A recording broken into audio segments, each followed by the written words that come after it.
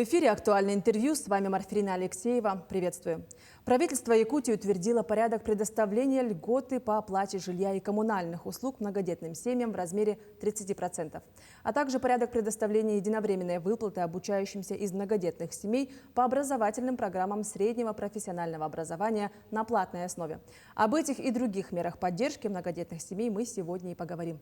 Гостья студии Елена Теплякова, заместитель министра труда и социального развития республики. Елена Юрьевна, здравствуйте. Здравствуйте. Скажите, пожалуйста, сколько детей должно быть в семье, чтобы семья считалась многодетной? Начну с указа президента страны, который был принят 23 января текущего года, об установлении статуса, предоставлении мер поддержки многодетным семьям. Семья признается многодетной на федеральном уровне при наличии в семье 3 и более детей до 18 лет или до 23 лет, если дети обучаются по образовательным программам в очной форме. Но у нас в республике статус многодетной семьи, скажем так, имеет более расширенные критерии. Еще в 2019 году был принят закон республики, который устанавливает статус многодетной семьи. В нашей республике многодетной семьей признается семья, имеющая 3 и более детей до 18 лет или до 23 лет, если дети обучаются по очным программам в образовательных организациях, служат в рядах российской армии или участвуют в специальной военной операции. У нас в республике, по данным органов местного самоуправления, на начало текущего года 34 300 многодетных семей. В них воспитывается более 118 тысяч детей. И почти 70% из этого количества – это многодетные семьи с 3 детьми. Скажите, пожалуйста, когда начнется выдача удостоверений единого образца, подтверждающих единый статус многодетный именно у нас в Российской Федерации? Да, решением правительства Российской Федерации установлен единый образец и бланк удостоверения многодетной семьи. У нас мы сейчас вносим изменения в соответствующие документы, потому что у нас был свой, скажем так, вид удостоверения. Тем более этот статус многодетной семьи сейчас устанавливается бессрочно, тоже эти изменения вносим.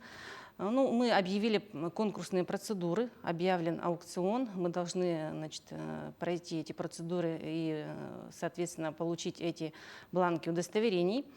Но семьям беспокоиться многодетным не стоит. Те удостоверения, которые на сегодня им выданы, они действуют до 31 декабря 2026 года. То есть как только эти процедуры закончатся, мы сообщим через наше управление соцзащиты, эти удостоверения будут выдаваться во всех средствах массовой информации, в социальных сетях мы сообщим, когда начнется выдача этих удостоверений. И хочу еще также отметить, что на федеральном уровне статус многодетной семьи может быть подтвержден в личном кабинете через портал государственных услуг. Эта услуга будет доступна в личном кабинете с 1 октября текущего года.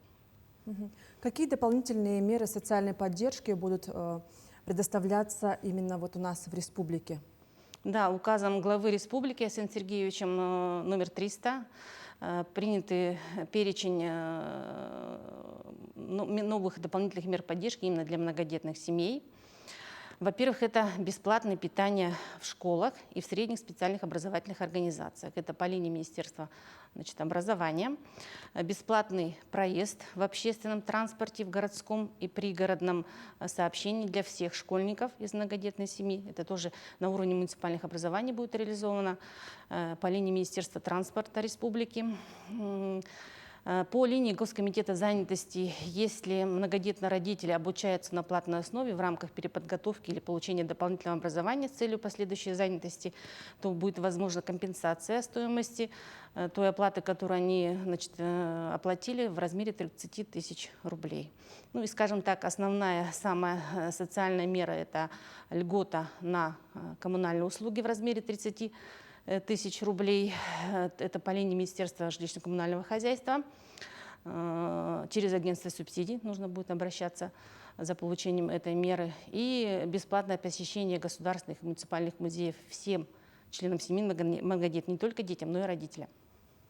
Ранее сообщалось, что с 1 сентября будет действовать выплата по оплате коммунальных услуг в размере 30%. И кому она положена? Весь перечень тех мер, которые я обозначила, они полагаются многодетным семьям. Да, реализация будет с 1 сентября.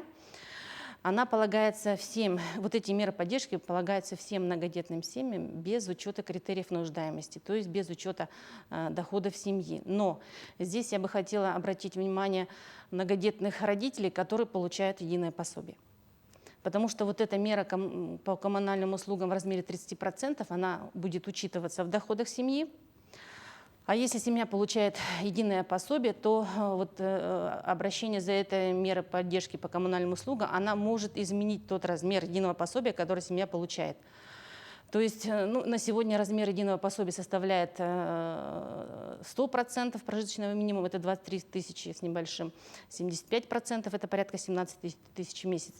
И 50%, где-то 11,5 тысяч. Вот если семья будет получать, пойдет, скажем так, подаст заявление на льготу по коммунальным услугам, то вот этот размер пособия может поменяться.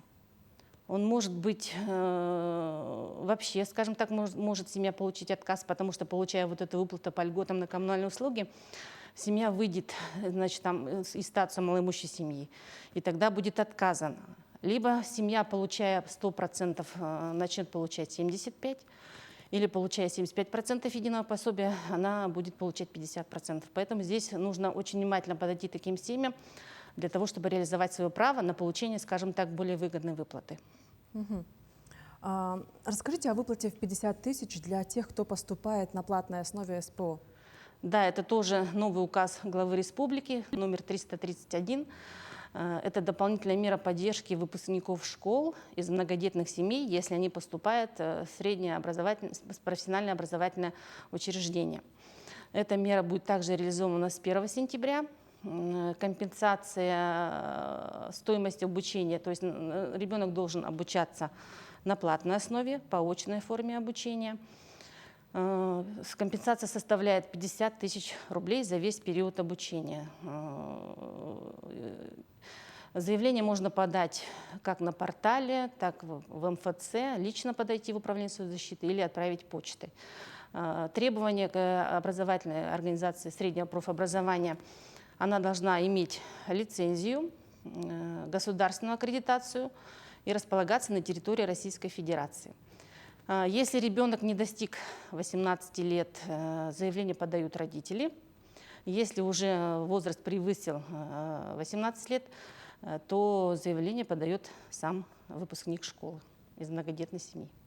Имеются ли ограничения по возрасту обучающего?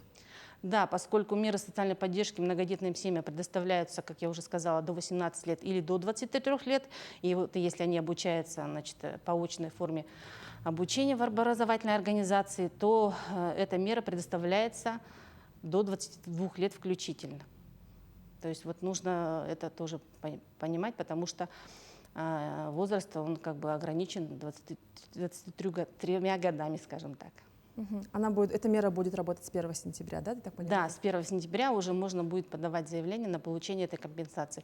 Если стоимость обучения в первый год, например, она ниже, меньше 50 тысяч, например, 35 тысяч стоит первый год обучения, соответственно, эта сумма компенсируется в текущем году в размере 35 тысяч, а оставшиеся 15, то есть до 50, она может быть получена в следующем году. Эта мера, она единовременная, один раз выплачивается или ежегодно каждый учебный год? Нет, пока решение принято, эта мера выплачивается однократно за весь период обучения. Хорошо. С января этого года для молодых семей действует также государственная поддержка при заключении брака до 25 лет в размере 50 тысяч рублей. Сколько семей воспользовались данной мерой у нас в республике? За 7 месяцев текущего года уже 673 молодых супружеских пары воспользовались этой выплатой. Выплата у нас она реализуется с 1 января текущего года, то есть при заключении брака с 1 января текущего года возраст молодых супругов не должен превышать 25 лет. Оба должны быть гражданами Российской Федерации, проживать на территории республики. Выплата составляет 50 тысяч рублей, она тоже выплачивается однократно. А скажите, вот не замечали ли вы, не ведется ли такая статистика, что после ввода таких вот поддерживающих мер действительно как-то очень хорошо влияют, цифры увеличиваются? Допустим, вот если даже взять эту меру, последнюю, о которой мы говорили, много ли семей молодых стали образовывать семьи?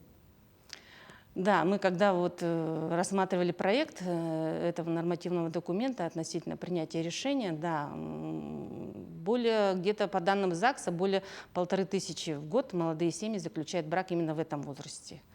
И как раз эта выплата направлена на то, чтобы стимулировать рождение первых детей. К сожалению, такова статистика, что рождение первых и вторых детей откладывается молодыми людьми, молодыми семьями. Да. Больше вклад в рождение детей у нас вкладывают рождение третьих детей.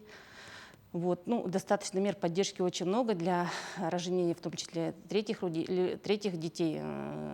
Первый ребенок на федеральном уровне есть материнский семейный капитал, да, ну, может быть направлен на рождение второго. Также в республике действует региональный материнский капитал на второго ребенка, 249 тысяч его размер составляет. И третий ребенок, вот было принято тоже решение главой республики в текущем году, размер республиканского материнского капитала увеличен в 2 раза и составляет 300 тысяч рублей. Вот все эти выплаты, они, конечно, направлены прежде всего на улучшение жилищных условий той или иной семьи, где рождается ребенок, ну и, конечно же, направлены на стимулирование рождаемости, как в республике, соответственно, в целом по стране. Ну, действительно, в последнее время очень много различных мер вводится, именно наших республиканских тоже. В том числе хотелось бы узнать, где людям можно узнать эту информацию новую по обновлениям, где читать, возможно, и куда подавать документы. Можно только онлайн или обязательно приходить нужно, и сколько ждать ответа?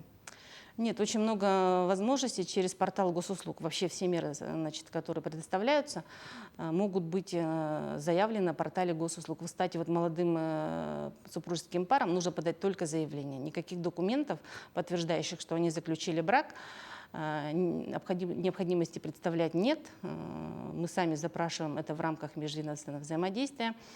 То есть самый лучший, самый легкий способ обращения за выплатой – это портал госуслуг. Потом, соответственно, наши коллеги – это многофункциональные центры, когда можно подать заявление, значит, в рамках их сети МФЦ. Вот. Ну, сейчас уже мы минимизируем личное обращение, и ну, почта есть возможность тоже направлять заявление. Самая главная информация, конечно, у нас на сайте Министерства труда и социального развития республики. Есть телеграм-канал Минтруд Якутии. Порядка 2700 подписчиков там у нас. Вот вся информация по новым мерам, по их реализации, по критериям, значит, получения этих мер. Вся распространяется вот у нас на сайте и в нашем телеграм-канале. Также ВКонтакте и в Одноклассниках. Вот эти паблики, которые официальные, там вся информация есть, поэтому призываю всех подписываться на наши каналы. Елена Юрьевна, спасибо вам за такую информативную беседу. Ну а я напомню, что в эфире была программа «Актуальное интервью». Встретимся в эфире.